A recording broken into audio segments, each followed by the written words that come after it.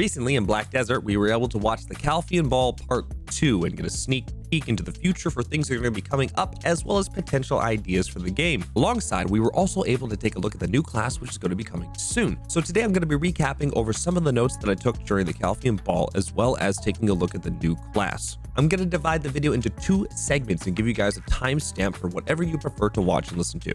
But before I move on, make sure to punch in these codes into the game for some goodies and rewards. The first part of the video is going to be a quick recap of the Calpheon Ball. We're going to go over some notes and get you caught up on a quick recap of what happened. And next, we're going to be checking out the new class together. If you want to jump to that part, then go to this timestamp. The second part of the Calpheon Ball was pretty entertaining, but I will admit in my own opinion that a lot of the explanations given for most of the content that they had featured did kind of feel like a very long-winded explanation at times, and I felt myself at times kind of just being like, okay, I get it.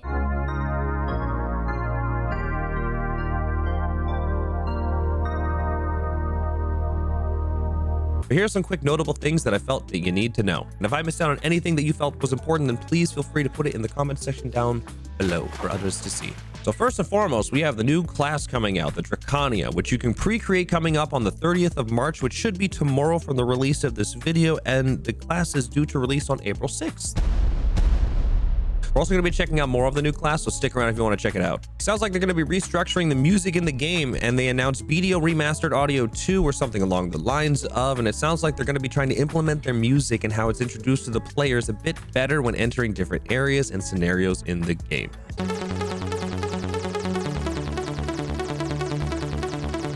For new players, it sounds like they're going to be adding more cutscenes and redoing some of the main NPCs in the early game as you run through the main campaign. The Elvia weapon drop on the Elvia servers is going to work differently in the future. Players can no longer snag your weapons. The overall usage time of the weapon and how long you can use it for sounds like it's going to be tweaked. After the Elvia weapon is done being used, it's sounding like you're going to have a 10-minute cooldown before you can use one again, giving you a max weapon time of 30 minutes per hour. It also sounds like you're going to have access to the Elvia grind spots on any server now, and it's sounding like you can choose between normal or Elvia in an effort to reduce crowded grind spots and making more available to players. It also sounds like they want to potentially introduce the Elvia weapon to other grind locations as well, but not too many details were given on that.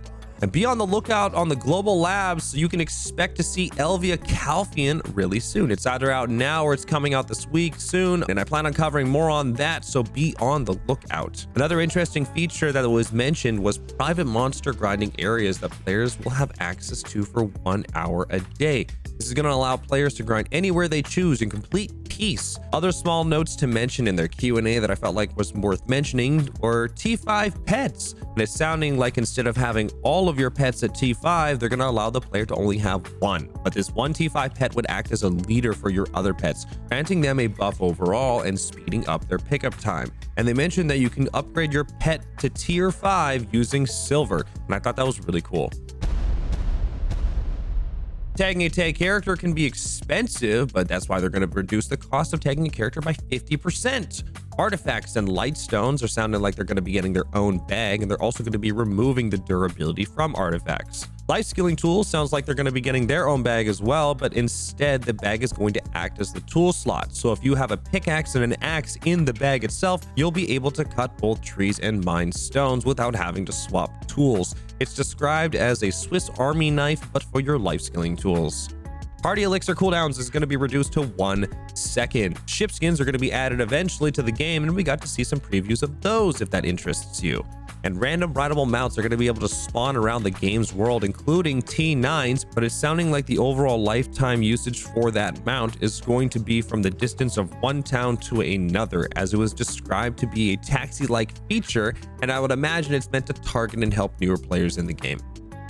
That pretty much covers the notes that I have to speed you up a bit. And also, don't forget to punch in these codes to get some goodies and rewards from the ball. Now let's talk about the new class that's coming, Drakania, which you can pre-create on March 30th, which is tomorrow from the release of this video, and will be fully released on April 6th. So we're going to check out a few videos of the new class, and I do have to say, way better than I thought it was going to be. But before we check out the new stuff, let's just take a quick peek at the short teasers that they gave us just before the class released.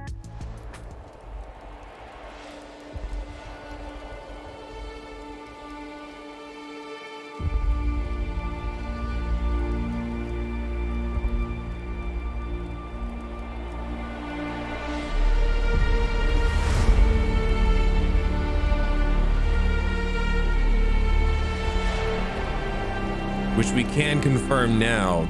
Like this is the class's symbol. At first, I'm not gonna lie, I thought this was a crossbow. I thought for a second this could be some sort of range class, but it would make no sense since, you know, archer obviously. But I got the vibes of a crossbow at first, but clearly this looks like a sword of some sort. Now I wonder, since we know what the main weapon of this character uses, I wonder if this also may resemble a reflection of what the awakening could also be potentially. Who knows? That was our first teaser, and now we're gonna check out the second one here. Yeah, so there's that sword, right? Oh, and that's all we get. That's cheeky. Only an 8-second teaser. All right, and then the last one here, which is about a 10-second one. See, at first when I saw this, I didn't know if I was gonna actually enjoy the class. Like nothing about what I'd seen for my appeal just gave me the vibes of like, oh yeah, I'm gonna be playing that for sure. So I can't say I was excited for it. Once I seen the trailer in a bit more, and once we seen the combat trailer as well, that's when it started becoming a lot more appealing to me as well. So we're gonna take a look at the trailer here, and yeah. The flame that consumes the gods. Oh, daughter of mine, that flame which fuels greed must be extinguished. Oh, this is nice too, because I actually haven't seen the English version. Will the long-lost paradise of dragons return? Pretty sure they played the Korean version on their stream.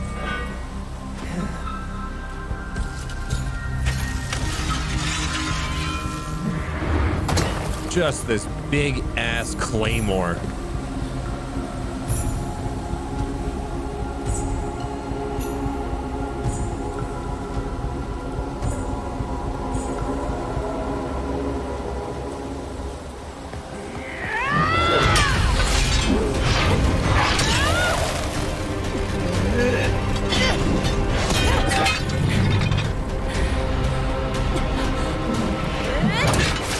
Now cut her in half!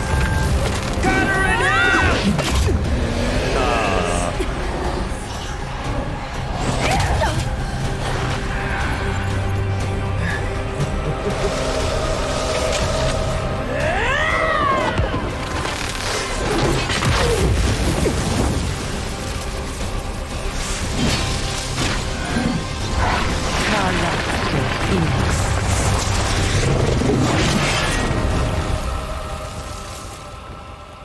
Lightning's Blaze Drakania. Lightning's Blaze. Interesting. It's so sick, honestly. I'm pretty sure that's the lore, a bit of the lore too behind Drakania, because I'm pretty sure they said the Guardian and Drakania are sisters. Correct me if I'm wrong. I honestly didn't pay attention too much to the lore of them, but there is some close relation between those two, but a direct difference in personalities. You know, and then you see a trailer like this, and then what you really are itching to see is like what the actual combat is. And I do have to say the combat trailer to me was actually really, really appealing. Like just so clean, so sick. And apparently with some of these moves too, and I imagine this one here as well. Like check this one out. Oh, apparently you can hold these moves as well, and you can charge them as well. So she's more slower paced, but can be faster paced, but her charge hit even harder as well. It's just so sick. So you're sitting here charging this, holding this. Who knows if this is a frontal guard or a super armor. Blast. Animation's just like so good. I really like the dash of that, and I'm not sure how many she would get, but the mobility of it sounds like it's going to be really, really, it seems like it's going to be really cool attached with her combat moves that she has and the charged flow. I think it's going to be a really nice feeling class, and it's probably going to be good for boomer hands too.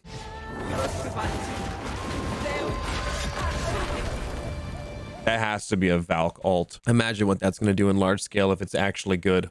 Woo!